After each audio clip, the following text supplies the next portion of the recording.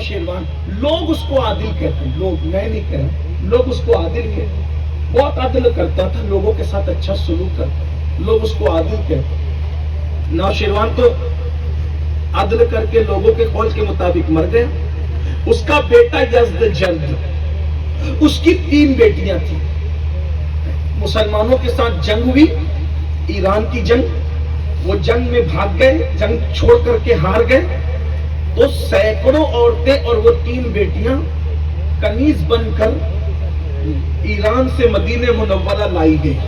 اب دیکھنا نیکی کسی، ایران تو آ گئی، آنے کے بعد وہ 3 بیٹیاں تھی بڑی خوبصورت، چونکہ بادشاہ کی بیٹی تھی۔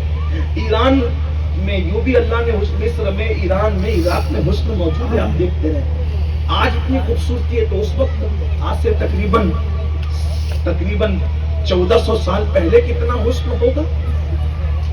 تو بڑی وہ بھی بادشاہ کی بیٹیاں کتنی خوبصورت رہی ہوگی، 3 بیٹیاں سونے سے لدی ہوئی ہیں۔ امیر المومنین نے 3 بچیوں کو دیکھا، کہا یہ کون ہے؟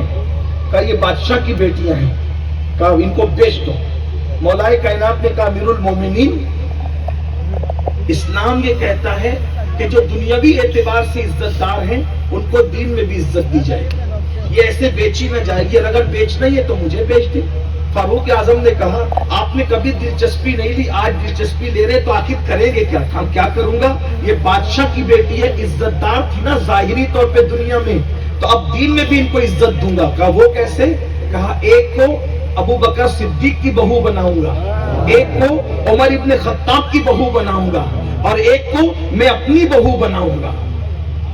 فاروق اعظم نے پسند کیا تو ایک کا نکاح آزاد کر کے محمد ابن ابو بکر کے ساتھ کیا، اور کیا کیا؟ محمد بن ابو بکر کے ساتھ نکاح کر کے صدیق اکبر کی بہو بنا دیا۔ دوسرے کا نکاح عبداللہ ابن عمر کے ساتھ کیا اور ان کو عمر ابن خطاب کی بہو بنایا، اور تیسری کا نکاح امام حسین کے ساتھ کر کے رسول اللہ کی بہو بنا دیا۔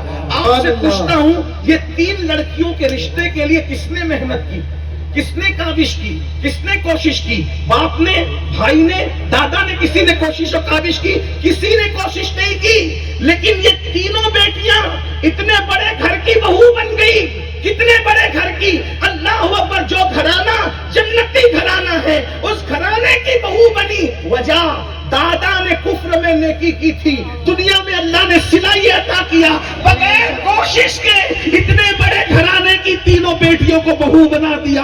اور اللہ اکبر، پھر جس سے محمد ابن ابو بکر سے جو بیٹا پیدا ہوا اسے قاسم کہتے ہیں، اور وہ قاسم سسر بنے امام محمد باقر کے، اور قاسم کے گھر جو نواسا پیدا ہوا وہ سیدنا امام جعفر صادق کی شکل میں پیدا ہوا۔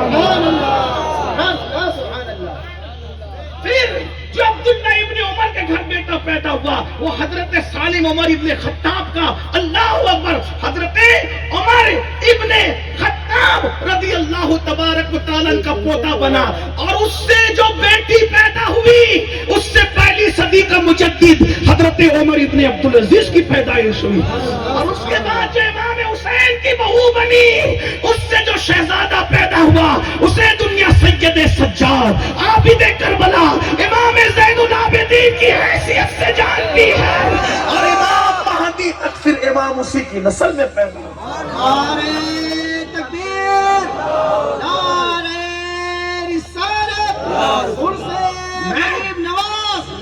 اگر کافر نیکی کرے تو دنیا میں نیکی کا صلہ یہ ملے کہ اس کی بیٹیاں اتنے بڑے گھرانے کی بہویں بن جائیں، اگر مومن نیکی کرے تو اس کی کیا برکت ملے گی۔ رشتے کی اوقات کیا ہے؟ نیکی کر کے تو دیکھو، رشتے کی اوقات کیا ہے؟ نیک بن کے تو دیکھو، روزے کی حیثیت کیا ہے؟ نیک بن کے تو دیکھو، عزت کی حیثیت کیا ہے؟ نیک بن کے تو دیکھو۔ اللہ کے بن جاؤ، ساری نعمتیں قدموں میں چل کر آئے گی، لیکن ہم اس کے لیے تیار نہیں ہوتے۔ گناہ گناہ گناہ، جہاں گناہ ہے وہاں فنا ہے، اس لیے گناہوں سے توبہ کرو۔